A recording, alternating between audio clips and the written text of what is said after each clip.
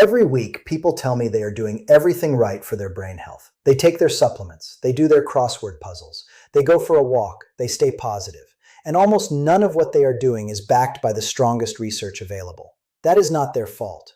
The information was never clearly given to them. Today, I am going to walk you through 7 daily habits that the peer-reviewed science links to increased risk of cognitive decline and Alzheimer's disease after 60.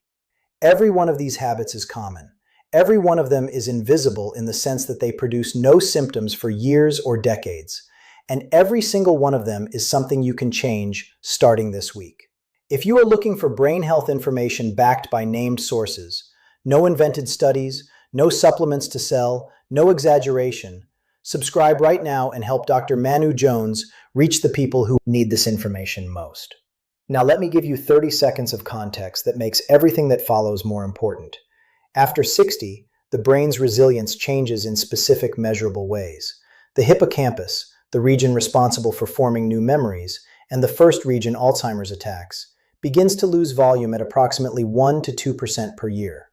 The brain's own cleaning system, which flushes out the proteins associated with Alzheimer's disease, becomes less efficient. And the blood vessels supplying your brain with oxygen and fuel carry decades of accumulated damage from whatever habits you have been running since your 30s and 40s. None of this is inevitable, but it is the landscape. And it is why the same habits your body forgave at 40 are no longer forgivable at 65. Let's go through all 7. Habit 1. Sleeping fewer than 7 hours. It is 11:30 at night. You tell yourself, you will finish one more thing and be in bed by midnight. You have done this for years. What you may not know is that while you sleep, your brain runs a cleaning system that operates at no other time of day. Researchers call it the glymphatic system.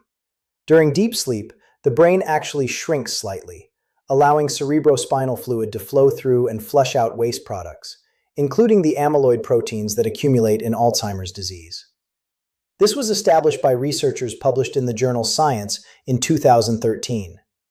It was one of the most significant neuroscience discoveries of the past 2 decades, and most people have never heard of it.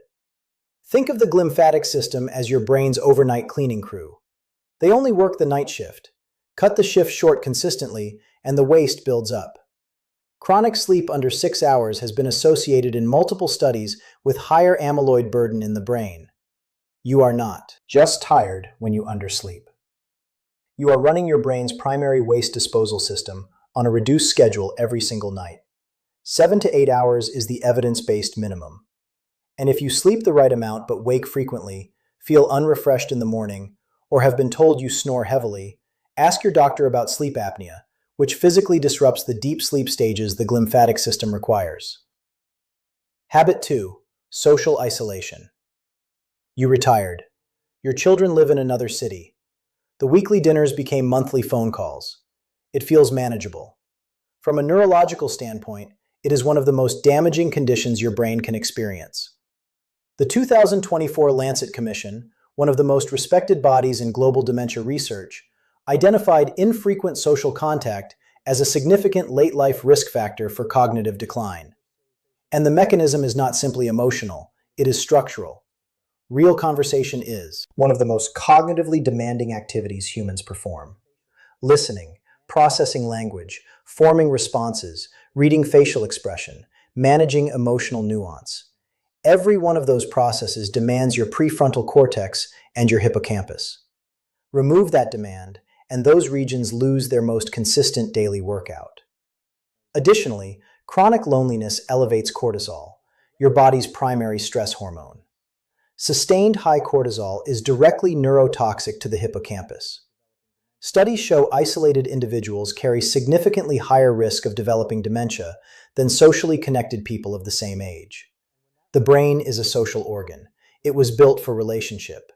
And when that relationship is taken away, the brain does not compensate. It deteriorates. One genuine conversation per week with a real person on topics that require actual thinking. That is your minimum dose.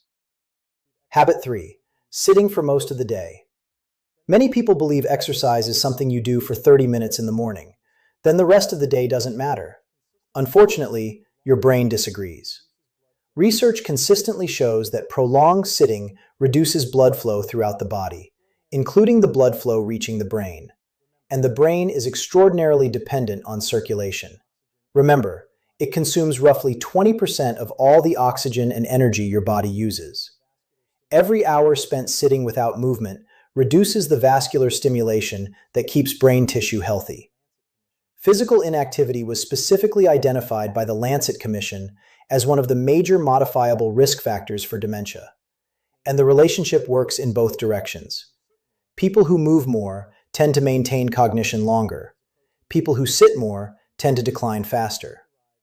One reason is a protein called BDNF, brain-derived neurotrophic factor. Think of BDNF as fertilizer for brain cells. Exercise increases BDNF. Movement increases BDNF. Walking increases BDNF. And BDNF helps neurons survive, adapt, and create new connections. The problem is that many people exercise for 30 minutes, then sit for the next 10 hours. That is like watering a plant for 5 minutes and then covering it with a plastic bag all day. Your goal is not only exercise, your goal is movement throughout the entire day. Stand up every hour, walk after meals, use stairs whenever possible. Small movement repeated consistently beats occasional heroic effort. Habit 4. Untreated hearing loss. This one surprises almost everyone. People assume hearing loss affects the ears. Research shows it also affects the brain. The 2024 Lancet Commission continues to identify hearing loss as one of the strongest modifiable risk factors for dementia. Why? Because when hearing declines, the brain must work harder simply to decode sound. Resources that should be used for memory, attention, and cognition become diverted toward basic auditory processing. Additionally, people with hearing loss often begin withdrawing socially. Conversations become frustrating, restaurants become exhausting, group settings become difficult. So they participate less. That creates a double hit: reduced sensory input and reduced social engagement. Both increase dementia risk. Researchers have repeatedly found that hearing aid use is associated with slower cognitive decline compared with untreated hearing loss. Yet millions of older adults delay hearing assessment for years because they believe hearing decline is simply part of aging. Some aging changes are normal. Ignoring them is not. If family members frequently repeat themselves, if television volume keeps rising, or if conversations in crowded places have become difficult, get your hearing tested. Not for your ears, for your brain. Habit 5. Chronic high blood pressure. High blood pressure has been called the silent killer for decades. For the brain, it may be even more dangerous. Every heartbeat sends blood through an extraordinary network of tiny vessels inside the brain. Those vessels are fragile. When blood pressure remains elevated year after year, the vessel walls become damaged. They stiffen, they narrow. Tiny areas of the brain begin receiving less oxygen and fewer nutrients. The result is often invisible for years. Then one day, memory declines, processing speed slows, executive function weakens, and people assume it happened suddenly. It did not. The vascular damage was accumulating silently for decades. Hypertension remains one of the strongest modifiable dementia risk factors identified in large-scale studies. What is particularly concerning is that many people feel perfectly fine despite having elevated blood pressure. No symptoms, no warning signs, no pain, which is exactly why regular monitoring matters. Blood pressure management is not only heart protection, it is brain protection. The two systems are inseparable. Habit 6. Living on ultra-processed foods. Your brain is built from what you eat, literally. The membranes surrounding brain cells rely on fats. Neurotransmitters require amino acids. Energy production depends on vitamins, minerals, and metabolic stability. Ultra-processed foods provide the opposite environment.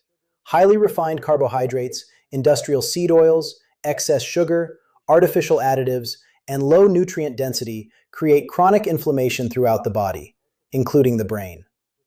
Multiple studies have linked diets high in ultra-processed foods with faster cognitive decline and increased dementia risk. Meanwhile, dietary patterns such as the Mediterranean diet repeatedly demonstrate protective effects.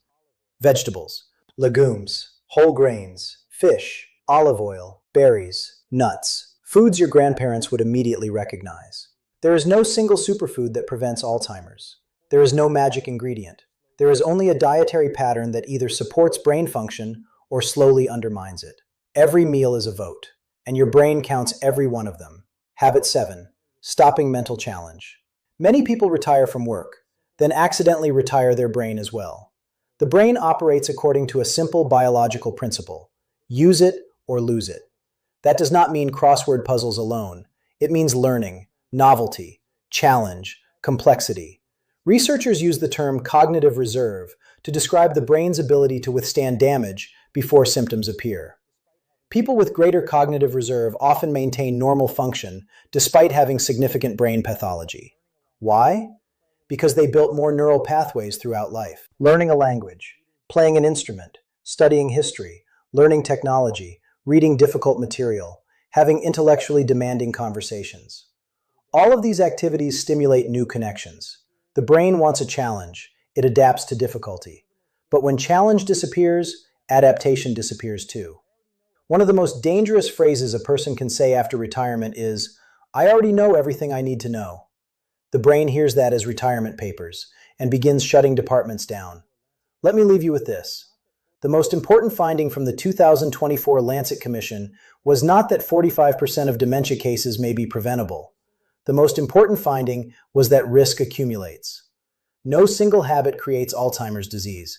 No single habit prevents it. The disease develops through decades of small, repeated exposures, which means protection works the same way.